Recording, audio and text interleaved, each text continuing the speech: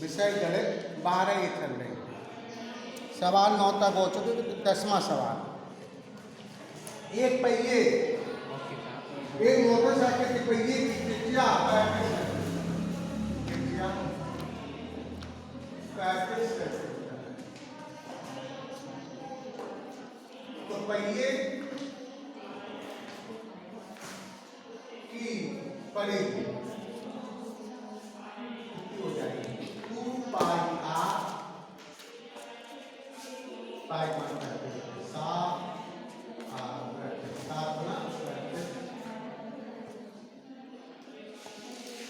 5 10 22 220 centimetre.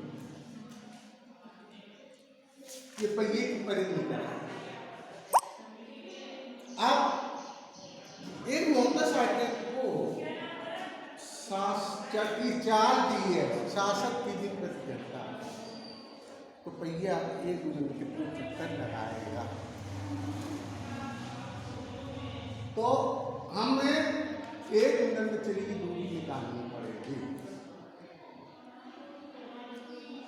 Motorcycle 1 minute में कितनी दूरी तय करती है, क्योंकि 1 मिनट में किए गए चक्करों की संख्या पूछी है।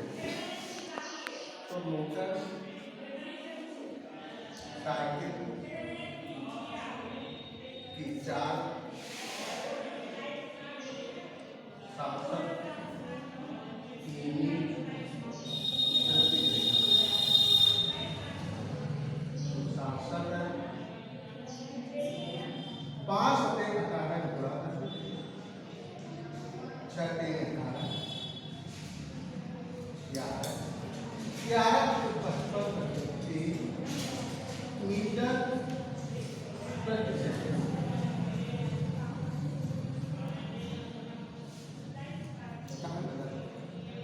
मीटर प्रति सेकंड।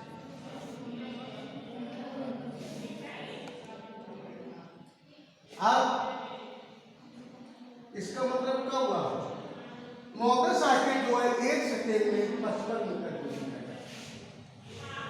मोटरसाइकिल भाई मोटरसाइकिल क्या क्या है 55/3 मीटर प्रति सेकेंड, यानी मोटरसाइकिल 1 सेकेंड में कितनी दूरी तय करता है, 55/3 मीटर की दूरी तय करता है। ये हुआ इसका मतलब।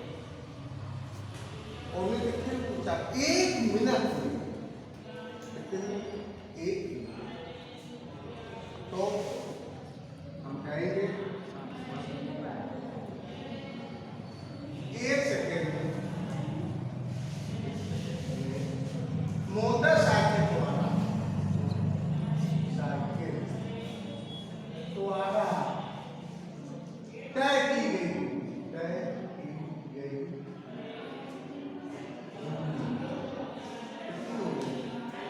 55 मीटर, 55 मीटर।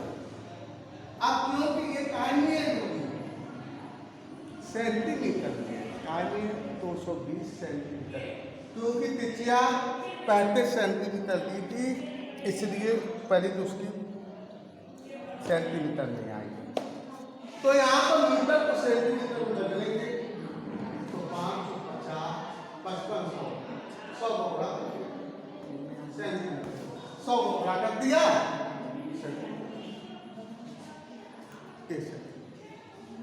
उन्हें कितने मिनट में पूछा, 1 मिनट में। 1 मिनट में मतलब कितना सेकंड हो गया, 7 सेकंड। कितने सेकंड हो गया, 7 सेकंड। अब लिखेंगे 7 सेकंड या 1 मिनट। चली गई दूरी, चली गई दूरी, तो 5500 कितने सेकंड भैया, 7 सेकंड। भाई 1 मिनट में पूछा, 1 मिनट में 7 सेकंड, तो 7 सेकंड या 1 मिनट में पहिए द्वारा चली गई दूरी 7 सेकंड में या 1 मिनट में मोटरसाइकिल द्वारा चली गई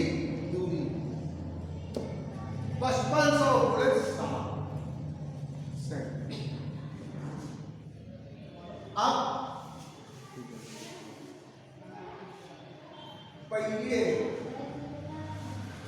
द्वारा किए गए चक्रों की संख्या।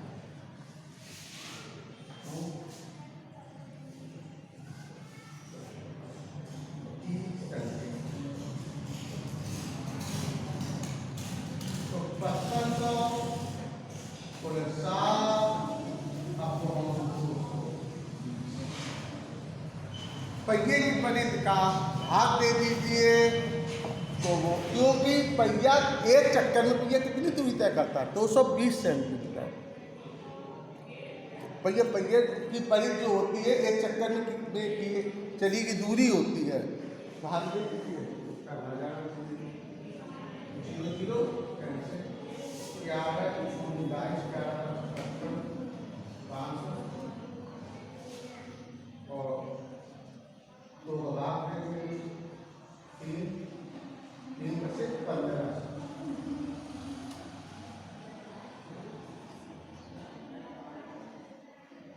चक्कर।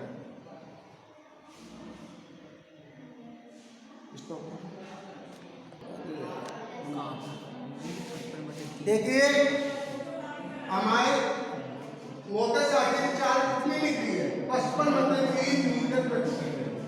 55/3 मीटर प्रति सेकंड। तो यहाँ पर कितना होगा? 55/3 55/3। तो यहाँ कितना होगा? 55/3। यहाँ कितना हो जाएगा? 55। भाई यहाँ लिखा है पहिए द्वारा किए गए चक्रों की संख्या। तो चक्रों की संख्या कितनी हो जाएगी? 5500 बटे 3 गुणे 7 ये तो है 7 सेकंड में चली दूरी। परिधि कितनी है? 220। परिधि कितनी है? 220 का भाग ले लेंगे। 0 कैंसिल। 55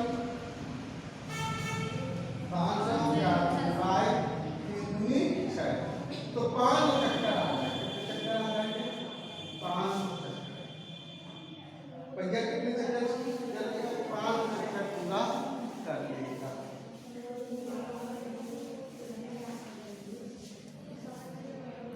पांच चक्कर पूरा कर लेगा।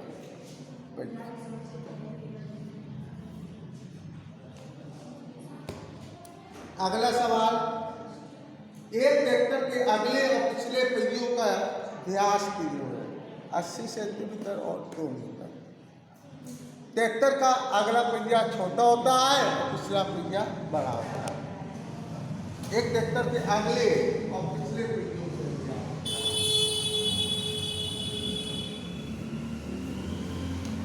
सवाल में क्या है? तो ट्रैक्टर के अगले पहिए ट्रैक्टर के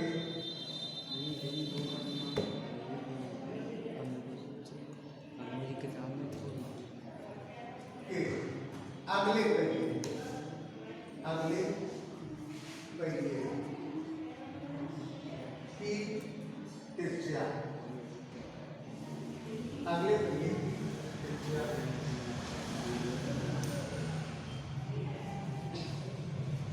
या व्यास से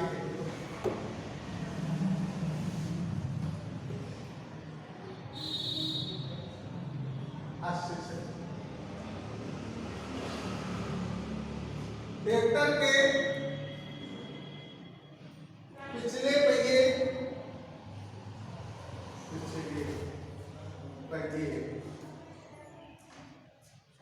का व्यास 2 मीटर है। 2 मीटर का मतलब हो गया 200 सेंटीमीटर। देखो 200 सेंटीमीटर ये क्या? आप याद कीजिए पिछले पहिए द्वारा उतनी दूरी तय करने में कितने चक्कर लगाने होंगे जितना दूरी अगला पहिया 1400 चक्कर करने में तय करता है। कह रहा है ज्ञात कीजिए पिछला पहिया द्वारा उतनी दूरी तय करने में कितने चक्कर लगाएगा जितनी दूरी अगला पहिया 1400 चक्कर में लगाएगा अगला पहिया। तो अगले पहिए की त्रिज्या व्यास 80 है। पहले अगले पहिए द्वारा तय की गई दूरी, तो पहले अगले पहिए की परिधि निकालेंगे। परिधि 5 गुणे व्यास, तो 5 व्यास आपका 80।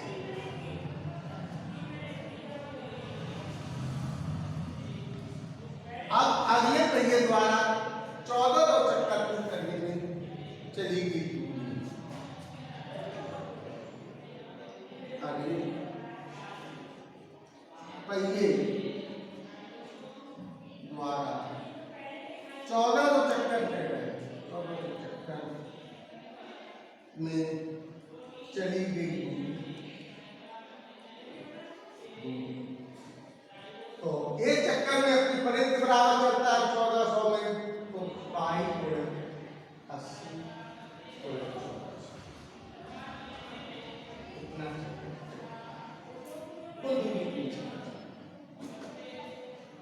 अब पूछ रहा है पिछला पहिया इतनी सेंटीमीटर दूरी तय करने में कितना चक्कर लगाएगा, कितना चक्कर लगाएगा,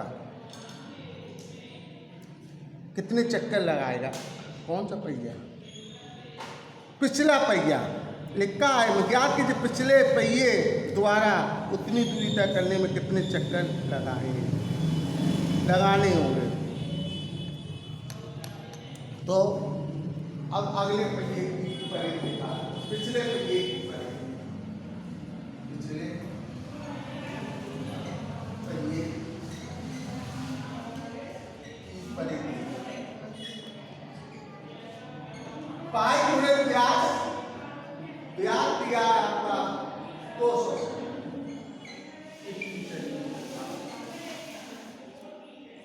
अब पिछले पहिए द्वारा किए गए चक्करों की संख्या, पिछले पहिए की परिधि आ रही है,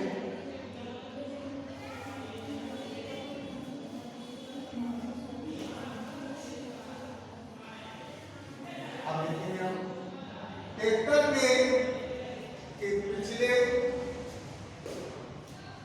पिछले पहिए द्वारा किए गए चक्रों की संख्या,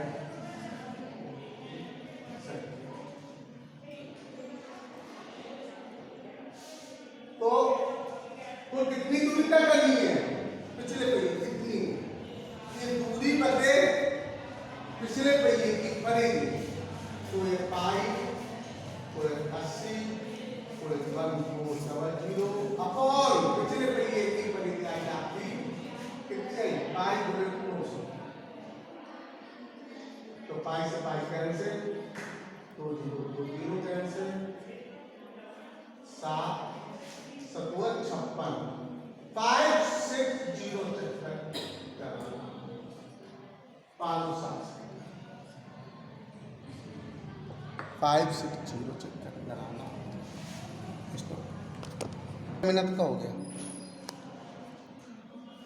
10 10 15 हाँ 15 हो गए, 15 पूरे हो गए, 15 मिनट। अगला सवाल एक उच्च वृत्त का व्यास ज्ञात कीजिए जिसका क्षेत्रफल 20 सेंटीमीटर और 48 सेंटीमीटर व्यास के क्षेत्रफल के बराबर उच्च वृत्त का व्यास ज्ञात कीजिए जिसका क्षेत्रफल कितना 20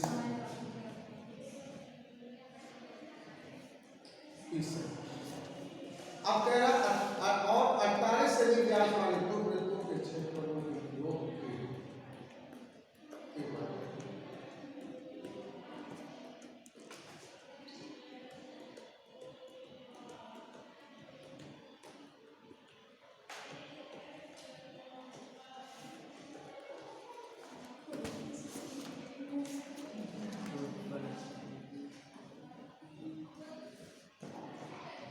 देखिए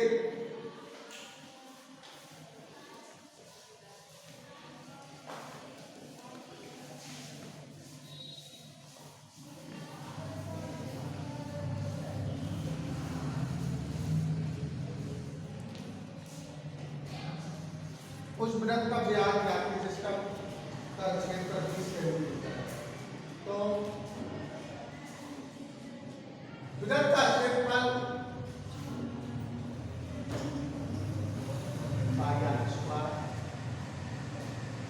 क्षेत्रफल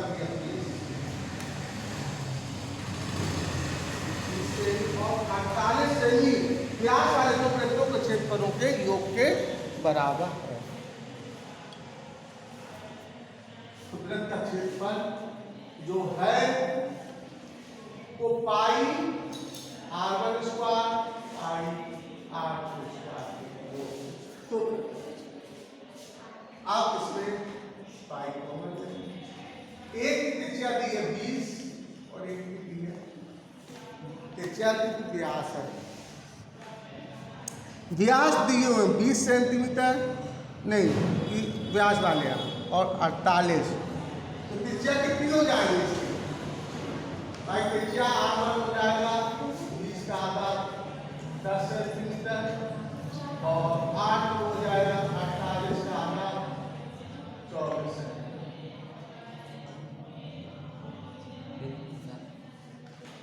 तो यहाँ पर 10 का वर्ग यहाँ पर 24 का 5 10 का वर्ग 100 24 का 576 पाई मान के साथ या पाई पूरे 600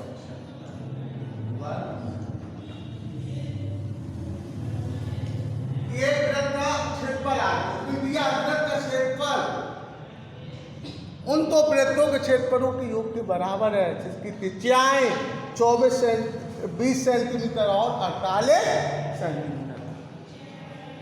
अब इस वृत्त का आपको वृत्त का क्षेत्रफल निकल रहा है।